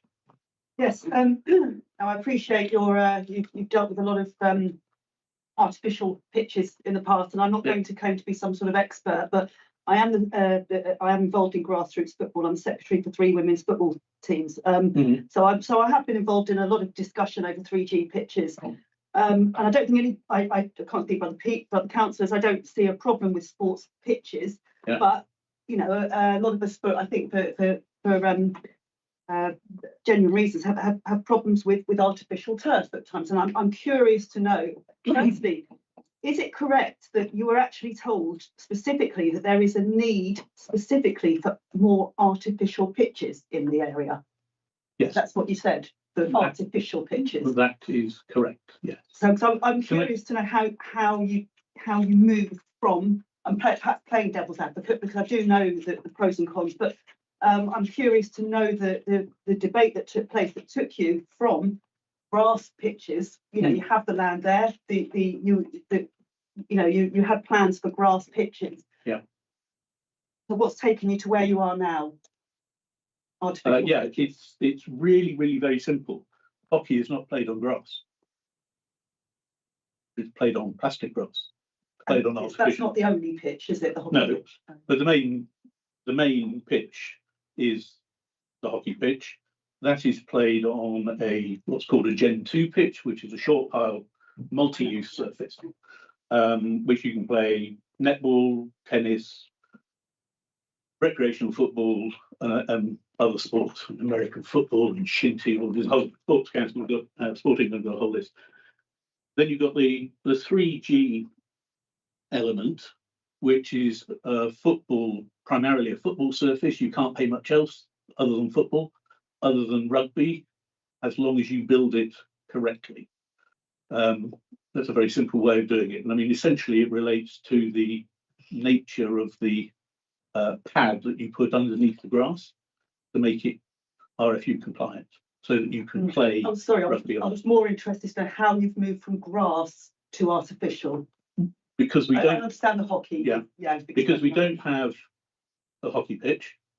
So this is an opportunity to provide it on this site. Right. Yeah. Initially, the school bought the whole site, including the buildings, and they saw the opportunity for them having a playing field, which is what we applied for. And then it was subsequent to that the opportunity was seen to move to a hockey pitch, which obviously I took up and helped them with. So that's the driver. The cricket nets is just more cricket nets because they have a great demand. As you drive past the front entrance, you'll see these cricket nets. They're all artificial cricket nets because grass basically can't cope with the heavy amount of use that they get for the summer. And the opportunity is that to put in all-weather training facilities for the rugby and the football teams to be able to use in inclement weather, because the pitches are pretty heavy. And obviously, well, you may or may not know about the current football rugby pitches are now being moved out of the floodplain up onto the higher land to try and resolve the rugby problem, where rugby wasn't played much at home because they couldn't play them. So it's providing all-weather facilities. You know, boarders will be able to go and have a kick around on it and things like that, and still stay reasonably dry and reasonably clean before going back into supper or prep or something like that. And I just felt it's important to understand the justification behind It's fine, yeah. these decisions. Councillor Gordon-Creed. Is what you're saying is that hockey can only ever be played on artificial turf? Yes. Well, theoretically, it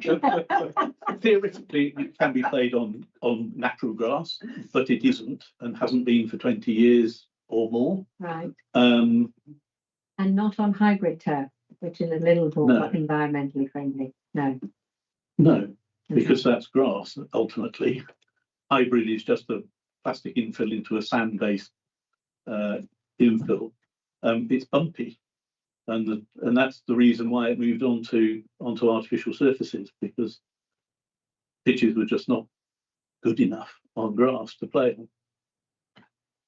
So Councillor Sadler, got a question? Sorry? Hang on, we've got a question. I can go first. Yeah. Yes. Is that okay? Yeah, I was just remembering first Sorry. what he's saying. So shall I go? Yes, please do. Yes, Okay. sorry. A couple of things. You said, did you go to the parish council about your change from grass to artificial grass No, at we any didn't. time? Okay. Why didn't you engage the community? If it's open for the community use, I mean, it goes into Yeah. figures into my next question, which is how much community use. You could have saved us going through this here if you'd gone to the community, but how much community use is there, as well as why you didn't? Well, I mean, the community use agreement which has been signed says that whenever it's not being used by the school, it will be available for the community. Because obviously the school has Can you place give for us a reputation. ballpark figure of how many hours a week? Well, all holidays, and probably Sundays, possibly some Saturdays, obviously any time, half terms and things like that. School play hockey on Saturday afternoon, so it won't be available on Saturday. The 3G surface may be available for kick-arounds at that time, but then we've got to think about safeguarding and things like that. So I can't give you an hour by hour, because it will depend on exactly what part of the year. But certainly all the holidays, there will be an availability for use. Okay, so the community use is limited to holidays in the main, so all you can guarantee, but Yeah. it may be sometimes. Yeah, that's fine. I mean, in the same way we've signed a legal agreement for the use of the rugby pitches, which again aren't floodlit, so there's relatively limited use, but during the summer periods and things like that, if people wanted to hire it for games and Rugby in the summer. well, not necessarily rugby, but rugby's all year round now, of course, but like every sport. Okay. But it No, just okay, thank you. it doesn't have to be rugby, it just has availability of pitches. So, Councillor Yeah. Sadler. So I can hear your slight irritation with the elected parish councillors. Sorry. But and from a layman's perspective, I asked the question about the Reversibility. the ecological problems of turning it back into. Could you just go through that technical detail about what it is, what that substructure is, and then what the plastic grass is? Because I think the problem I've got is being an elected representative in Chinna, along with the Progressive Green Group, approving the plastic grass is just kind of not comfortable for me. But I can hear the benefits, but you know, it's just that returning it to the artificial, returning it back if we needed to. Sorry, go ahead. No, it's fine. I mean, clearly, it's important to say that the grass pitches that have been granted would not just be cut and used, they would have to be properly prepared. So there's a significant ecological, to use your words, ecological harm to the site by just having grass pitches, because you'd have to plough them, reseed them, drain them, and everything like that in order to make them playable, and then leave them. And the evidence for that is what's happening on the rugby pitches at the moment. So that is quite an engineering operation just to get grass pitches down. So that has to be borne in mind. But laying an artificial pitch is, for the sake of ease, like laying a road. So you take the topsoil off, and that would be used around the site. We're proposing some areas where we are going to put in some natural landscaping and a green classroom and things like that. And then you would put a stone base in, and then the porous tarmac, and then put the carpet on top. To answer your point about plastic, all artificial plastic pitches, when they're recycled at the end of their life, have to be recycled. And there are sports companies that do that. And that's something that is part and parcel of the Sport England efforts to deal with it. They don't get taken to the landfill anymore. So it is what it is. I mean, when people are talking about all weather and things like that, we need it. I mean, the weather we've had in the last few months have severely truncated use of grass. I mean, the great advantage of them is that they are about 10 times more usable than grass. You can use a grass pitch maybe twice a week for an hour and a half a game, 2 games a week, or you get no grass left. An artificial pitch you can use 40 hours a week without interruption. That's humorous using. That's Arnold. Yeah, could I just say that when I was on Henley Town Council, Neil Bollington did some work for us, which I was involved with. But that's not to say I'm going to support this application tonight. So I'd just like to lay that on the table. So obviously I've known Neil from there. Can you tell me? Can we put a plan on the which we go on page 57? Can we put the plan on the screen up there? Yeah, Tom, do you mind sharing the screen again? It's gone blank. I'd like to know why you've chosen the area that you've chosen to suggest these pitches should go there. And they're behind some properties, I take it, some houses fairly close to the road. And you've got all this. How high was the mesh that you've got? 3 meters. Yeah, you've got the 3 meter mesh going all round there. Well, I'm not going to say what I'm going to say now, but I just. Yeah, Tom, if you keep going on the slides, can you just go towards? That's the one I wanted. You want that one? Yeah, I've got. There's an aerial photograph, maybe the first slide actually. Yeah, I'd like to know how much land Shiplake College own. Because then my question was why it's proposed to go where it's proposed, which is so far away from the school. And they've done exactly the same with the rugby pitches, which I did support, which I felt a need to support that. I just can't understand why this would be so far away from the school when you've got other playing fields there.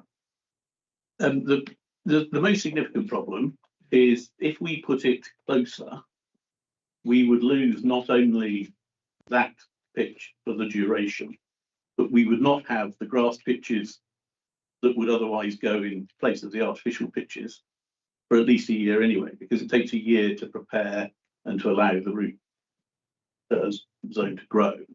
So you'd be wiping out about half their, well, not counting their rugby pitches, which they still can't use, but their grass pitches would be taken out of commission.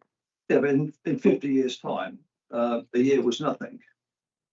Yeah, but it's an important year at this particular point. Well, that's, you know, when you start show where the pitches are, what we own currently. I'd like to know what Shipley College do own on that I don't think we can bring in I'm- a yes. speaker. can If I? not registered, I'm afraid Yeah. you can't. So he is the person who knows better than I can tell you, but. My question is Not much of It could be a map. Is your, oh, there you are. I Yeah, think we can give I'm not sure how board- pertinent it is, but I'm sure somebody will cough if I'm wrong. Their playing fields are in front of school. Yeah. This pitch here, You can suspend speaking orders just to allow him to point out. Okay. this one here, So where your hand is there, that one, that's whose land is that? not ours. That's not yours. Okay. And the rugby pitches are going up here. Yeah. And you can see, well, that's agricultural piece of land, Okay. and that's the rugby pitches. Okay. There is no spec. Okay. Right. Are you finished, Councillor Roberts? That's fine. Okay. Any further questions for Mr. Boddington? I see none, so thank you very much. Thank you. And so now we have the ward councillor. So then we go to questions for the officer. Well, we've got questions for you. Oh, Councillor Heritage, come on. I wonder if you could talk us through in more detail the plans that will provide the biodiversity gain, because despite our best, I think we can all appreciate that artificial pitches do provide more use for young people, and the maintenance is so much straightforward for those who are controlling them. I think we all understand that, but it's very difficult for us to get our heads around justifying replacing fields with plastic, and with the best will in the world, we know this stuff does not biodegrade well. It's not easy to recycle, even if there's legislation in place to demand that it should be recycled. We know this is not an easy process and possibly not cost effective. So I think we are concerned about the long-term future, so the long-term consequences. So I think we probably need more information on the plan around the biodiversity net gain. Yes, so I will just preface it originally just to say that it is understood that it could be reversed in some way, but the application is for artificial pitches. So I have considered it as if, those pitches will be there for a long time. They're going to be used by Shiplake. I haven't given much weight to the fact that they could be reversed. I'm looking at it as an application for pitches. But if we just look at plastic, how do we counter that? Yeah, so it hasn't gone without significant consideration from our ecology team. We've had to get the biodiversity net gain metric involved, which I can't even begin to explain to you how difficult it is. It's incredibly intricate. It talks about habitats, hedgerow units, what kind of units and stuff all need to be weighed up. Essentially, on the site, it wasn't possible to directly replace like for like the habitats that would be lost. So as a result, we need to look at providing it off-site if possible, which is what the applicant has done. They demonstrated that there is a viable option to provide off-site compensation for the biodiversity that would be lost on the site. That has been considered. I can't speak on behalf of the ecology officer. He's not here this evening, but he understands the implications of the pitches and the impact on the ecology of the site. And he has considered the metric provided and the solution provided and is satisfied with that. In respect of the development plan, the relevant policies have therefore been met. So I can't comment further than that. It is a net gain provided, so we are ticking the boxes. So in that respect, it has to be weighed in favour of the development. Okay. Councillor Gordon, please. So sorry, Peter. Chair. This is a request going forwards for in something like this to have the ecology officer present to answer questions, please, because like my fellow councillors, I'm really struggling with this because it doesn't take into account that I can hear or read the ongoing net loss with regards to chemical runoff, chemical leaching, the heat island effect of artificial turf, which heats up the local environment, which doesn't allow the little microorganisms to live. There's a whole lot going on that isn't addressed. What I would like to say to that is that the ecology officer hasn't just looked at this once on a whim. He's considered this in incredible detail. He would not be suggesting or recommending his recommendation without having to consider everything that he has to consider with the application.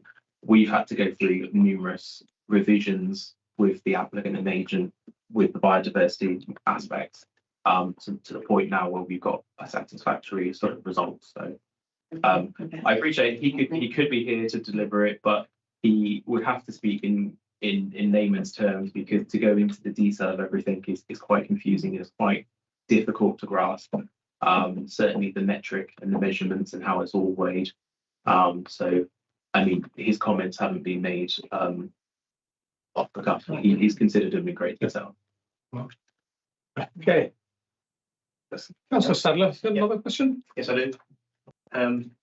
So because I think he all made some really good points about the fact that the school children will be using that rather than being transported elsewhere. So that's part of that whole debate about environment as well, isn't it?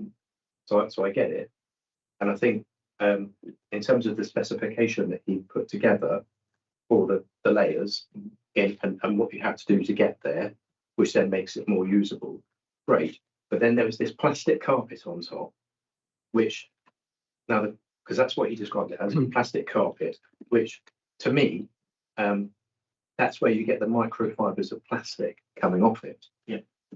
And to me, once you've got to the point where you're then giving it a tarmac surface, aren't you already then saying, well, actually, that is a surface that people could play hockey on, right? I mean, I don't know. Is it?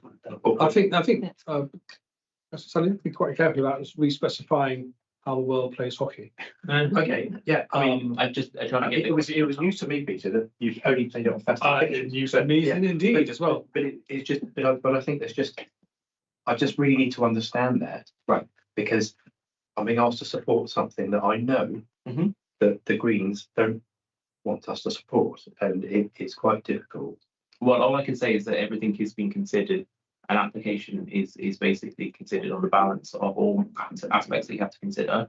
Like you said, the reducing trips to Reading to play weighs in favour of it. Yeah. Yes, there's some ecological impacts as a result, but also I'm saying that there are compensations that go above and beyond the existing habitats and the value of the site, which are going to be provided. So it's not without reason that we would consider the compensation off site. I understand that, but it goes into the weighing of the application. Chair, if I might just add, I hope that gives Councillor Sadler some reassurance, because I know that Mark's worked really hard with our ecologist because thought this would be an issue. Obviously, there is concern around it.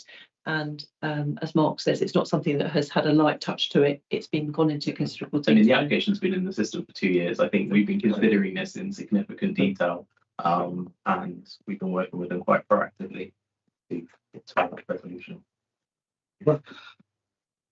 Councillor Casey, got questions for the officer? Yes, so would these habitats be lost if it was a grass pitch? Not as much. Okay. No. They would. There would be some highly loss. managed service. The difference in terms of the ecological impacts of this proposal versus the previous one, this one has more of a significant impact. There would be some impact of the previous scheme, but not as much. And another question, the fencing they're proposing, is that, I couldn't see, is that replacing some boundaries that are existing there, or would it be completely new? I mean, I don't know if there's hedging or other fencing. At the moment, there's a low picket fence or post and rail fence. Sorry, not picket fence. Certainly not picket fence. It'd be very odd.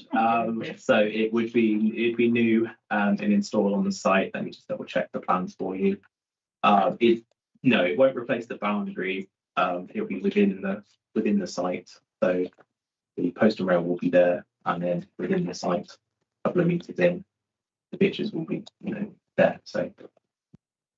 Right, so this is going to be replacing, so because there's hedgerow on, or there's. Yeah, so there's hedgerow and there's a picket. So they're not going. Picket, post and rail which goes around it. It's not shown to be removed. We have recommended that a landscaping scheme is attached, so that could all be details on the landscaping condition and the details. So this 4.5 metre head.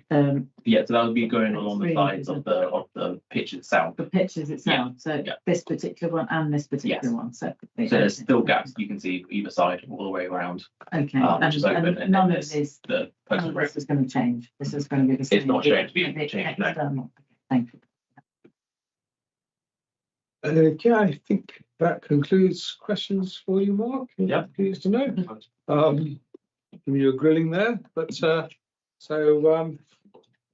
we now complete our fact finding. We can go to a debate. I've got a motion there. Councillor Sadler pulling out. Councillor Arlott. Yeah, I'm 100% supporter of 3G pitches. I can tell you that now, and I normally support them, but I'm not supporting this one this evening. And I've got great sympathy with Shipley Parish Council on this one. I think there are numerous reasons. When you go to item 3.2 on page 44, there are numerous reasons why this should be refused. And I think they're literally all there. I feel sorry for a lot of these parish councils that have taken up neighbourhood plans, and the state that Henley Town Council did as well. And very little notice is taken of neighbourhood plans for some reason. I don't know why. And I think they should be. And I think Shiplake spells it out there completely. I just think it's totally in the wrong position. It's totally alien where it's being proposed to go. The 3 metre or whatever fencing, it's just amazingly out of character what's there as well. I can understand the need for it, and I wouldn't want to play hockey on grass. I can tell you that now. The question was also asked, which I think Mr. Boddington answered, are there not sufficient 3G pitches in the area? No, there are not sufficient 3G pitches in the area. And I could name you 3 other areas that are looking at 3G pitches at the moment, which I won't do though, but I could do. And Sport England will tell you there's just an absolute shortage in 3G pitches. So I'm 100% supporter of 3G pitches, and I think the green issues are not, I wouldn't say acceptable. There's reasons for refusal. But the pitch show as well, it makes absolutely little sense to me of where it's been proposed. You're asking these kids to walk from a built-up area to an open area, which was a grass pitch, which was obviously used for certain things. Fair enough if they wish to, move the football there, rugby there, whatever, and move the pitch, nearer, or the proposed pitch nearer to the school, I may be more sympathetic to it. As I say, I supported the rugby pitches before, which came through about 2 years ago. Quite a few councillors on that evening didn't, but I did. But they were grass pitches, and I didn't see any reason that we could refuse this. So I'm proposing we refuse this, Chairman, on the items from Shiplake Parish Council. There may be some SODC item as well, but mainly the Shiplake Parish Council on the change from ecological sound plan from grass playing fields to an urbanising, which I agree. And then the other item is down the bottom. The application is contrary to numerous neighbourhood plan policies, which they're all noted down there. We'll be a bit more specific. I mean, we have to have Remember, there's an extant planning permission for this. Sorry? There's an extant planning permission for this site to be used for as a playing field. Yeah, I'm just saying that's fine, and it's being used as a green playing field, which I have no problem with that whatsoever. But what I'm saying, that's going to be changed. And we're talking about the biodiversity. We're going to move it somewhere else. Well, why should you damage something somewhere and then move the biodiversity somewhere else? I can't understand the gain of that. They're damaging one area, then they're making another area better. I don't quite understand that one. So basically, the policies I'm looking at are the ones down on the Shiplake Parish Council neighbourhood plan. Okay, so they're all itemised down. They're on page 44. Every single one. On the last bullet Yeah, point. yeah, okay. And the first bullet point. And can we specify the exact reason? Is it the visual impact of it? Yeah, well, that's what I say. I mentioned that before. Is the fencing, and it's very close to the road. As I say, if it was back away from the road, which I asked the question, which land did they own? If it was back away from the land, I might have more sympathy. But it's an absolute eyesore where it would be. Yeah, yeah. Okay.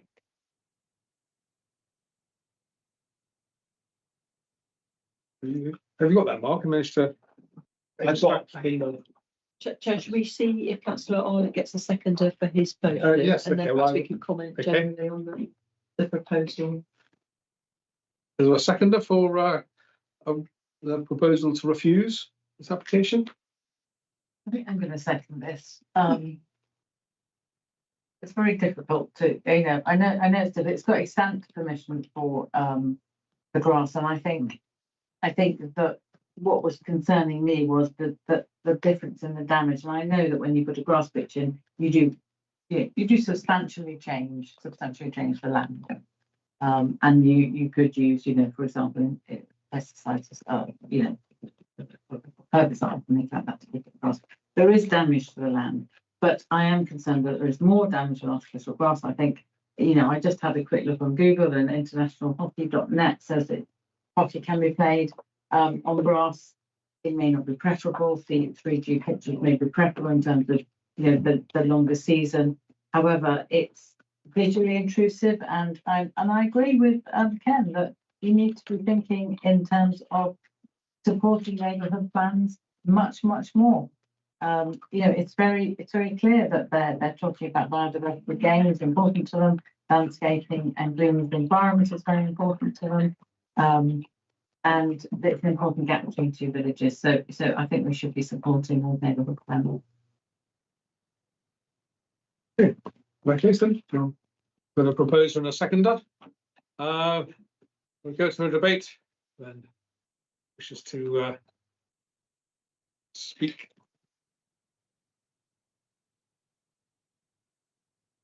Is anyone speaking? Oh, Councillor Sadler. I'm just a bit confused now. So okay, I'll just put that out there. Right. Too convincing. So there's no. I will. So I'm going to agree with both of you, but I appreciate the struggle, because I know that maintaining pitches that are not plastic is challenging, and you get less playtime, but the focus is totally egocentric to humans. It's not taking into account, and I know it's wacky to think that we share our planet with creatures that might have some validity of right to be, and I'm afraid I stick by that. It doesn't matter that we get more playing hours for humans if it means the ecological impact is off-site and greater. And so yeah, I'm afraid I support you on this one. For different reasons. I know you used to do this legislation, but not listening to the neighbourhood plan wishes for me is, what's the point otherwise? Why are we having neighbourhood plans? Can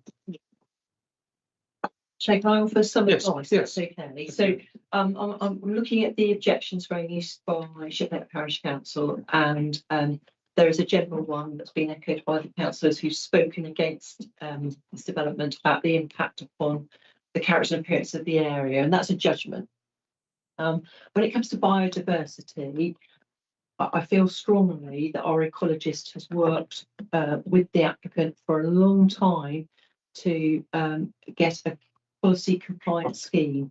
So my advice to you would be that on the biodiversity issue, I wouldn't include reference to that in any potential reason for refusal.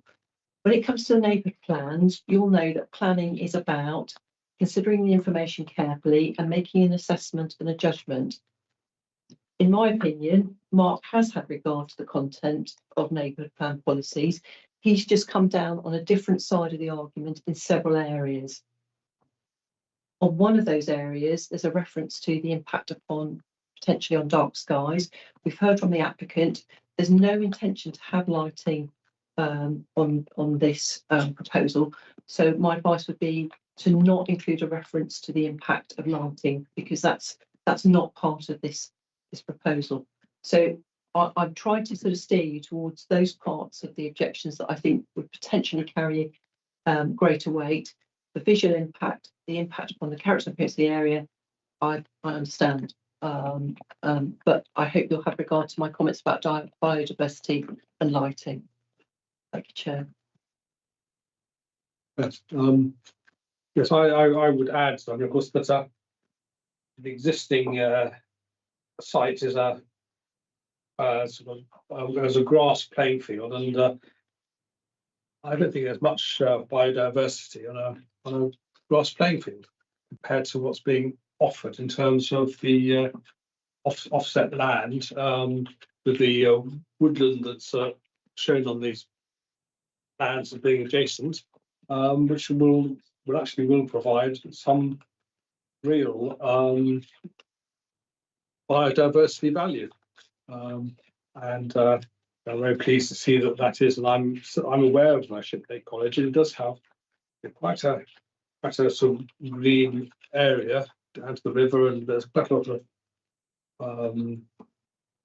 enhanced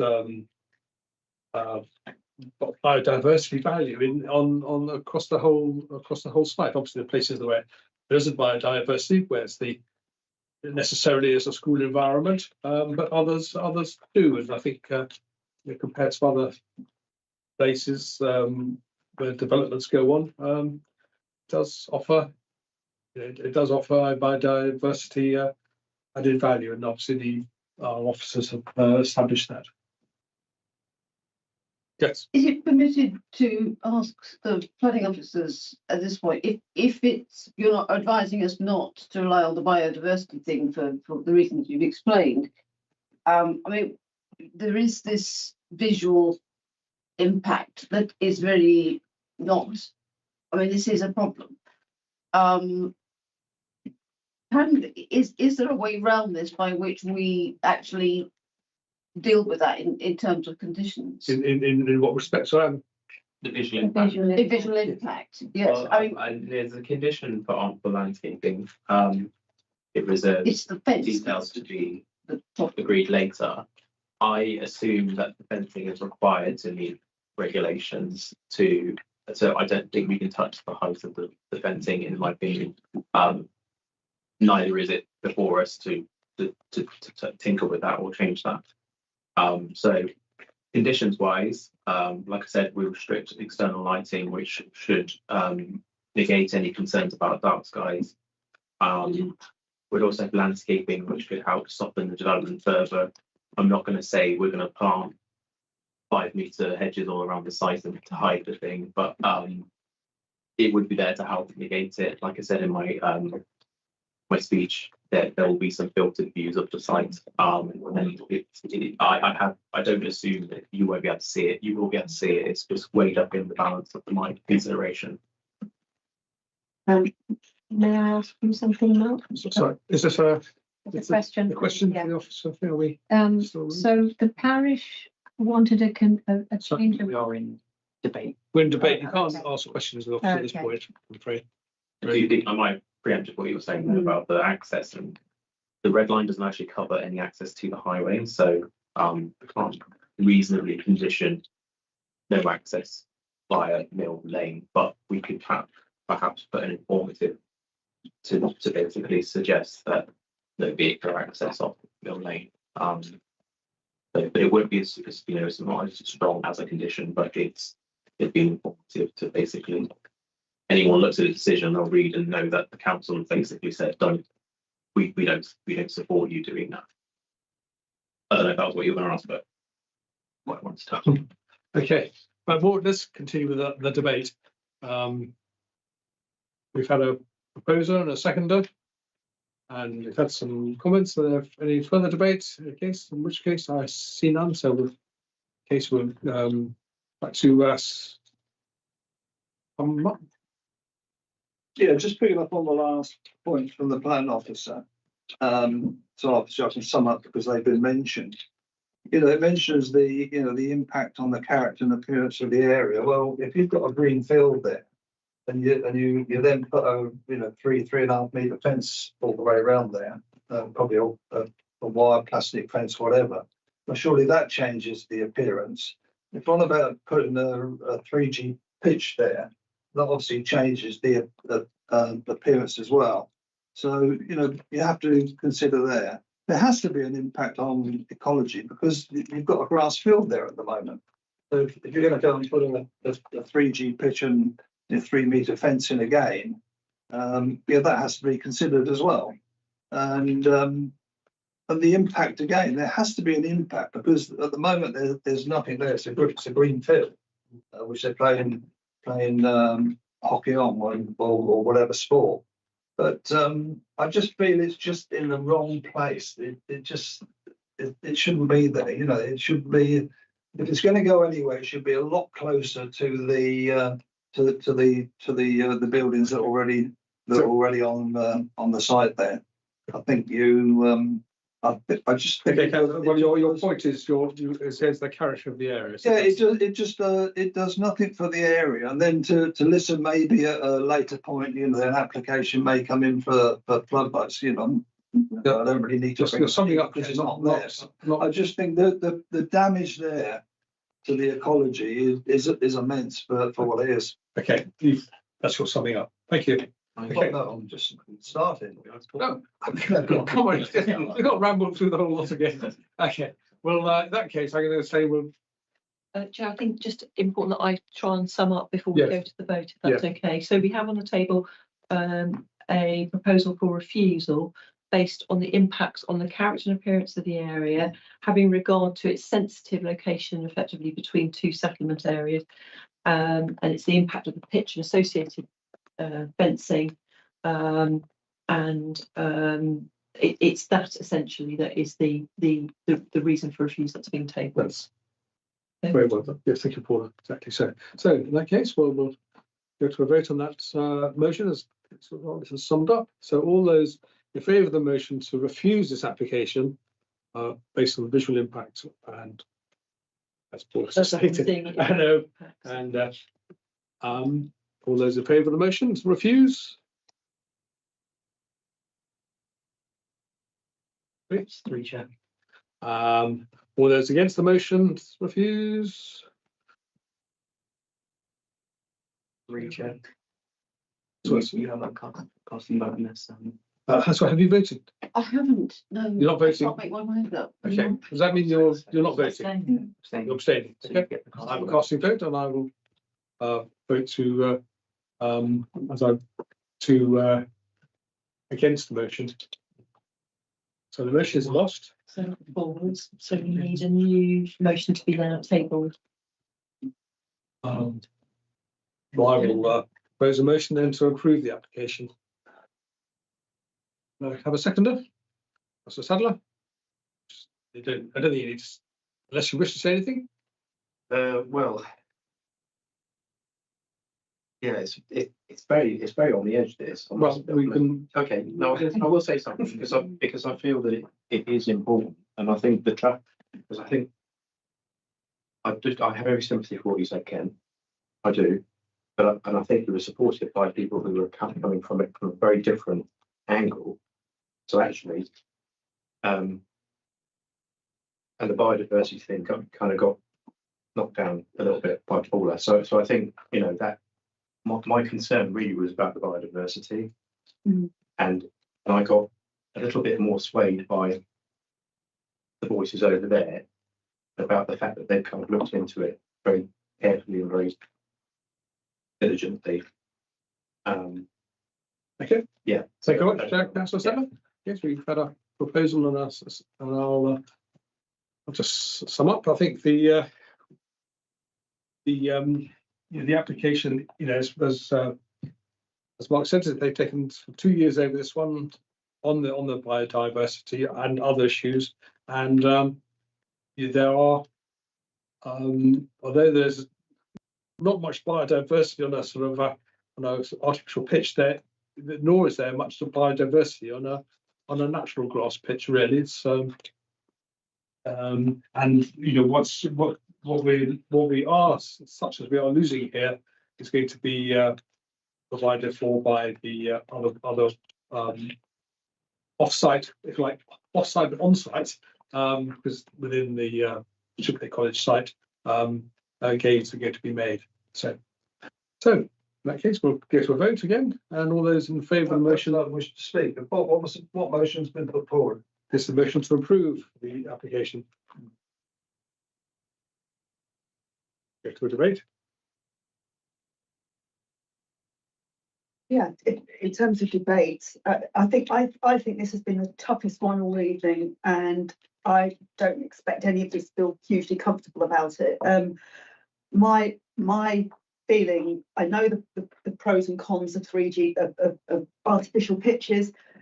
When Paula made it clear the level of work that had been undertaken to ensure a biodiversity net gain, I had to take into account, as Councillor Dragonetti had said, the level of maintenance that goes into a grass pitch doesn't allow for much biodiversity. It's still preferable to an artificial turf, but if there is going to be a net gain added to that, then I felt I had to take that into account.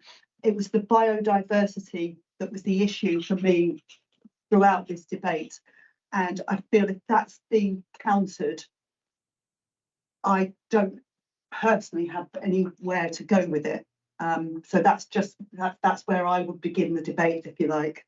Okay. Thank you, Councillor Heritage. Any further? That's all.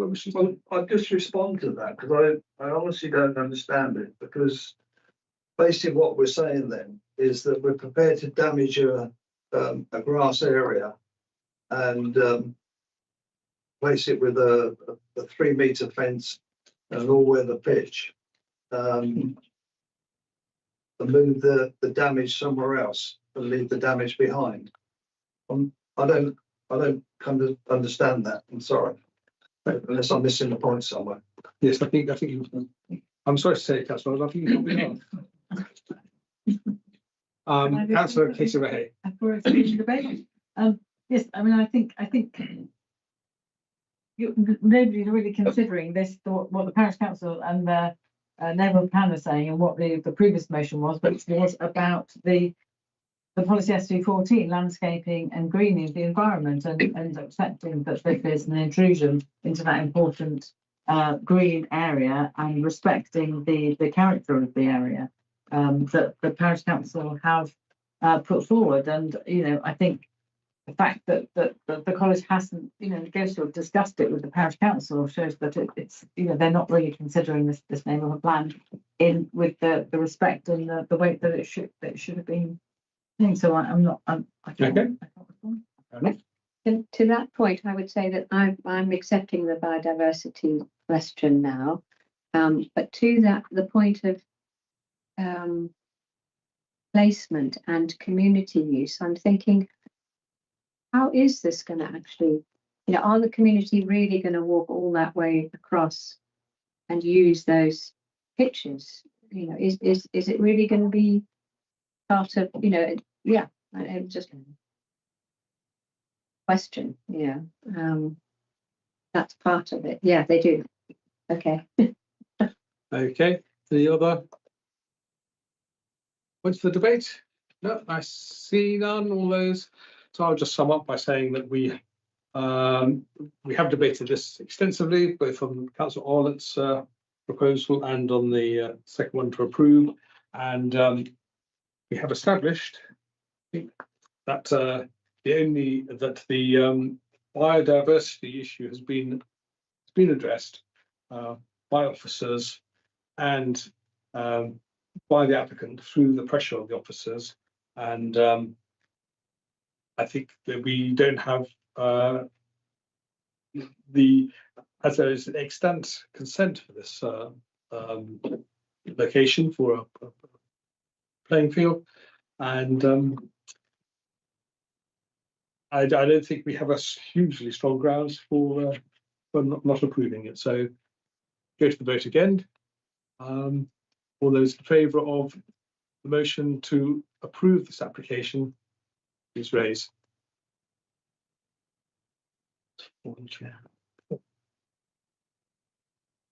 That case, it's Vote against.